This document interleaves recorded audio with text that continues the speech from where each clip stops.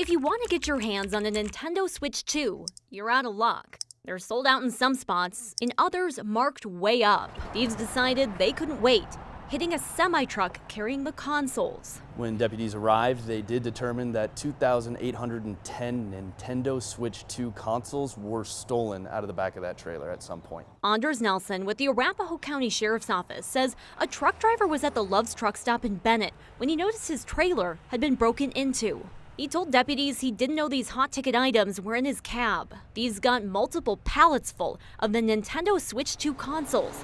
No small haul. Yeah, they retail at $499. The cost to Nintendo is just over $410. So either way you look at it, it's well over $1 million worth of merchandise stolen. Exactly right. Steve Beatty is a computer science professor at MSU Denver. He says don't expect those swipe switches to show up on Craigslist or at pawn shops. Because they're stolen, I would expect them to head to the dark web pretty quickly, unless they're shipped out of country. The anonymous spot to buy and sell, feeding a demand.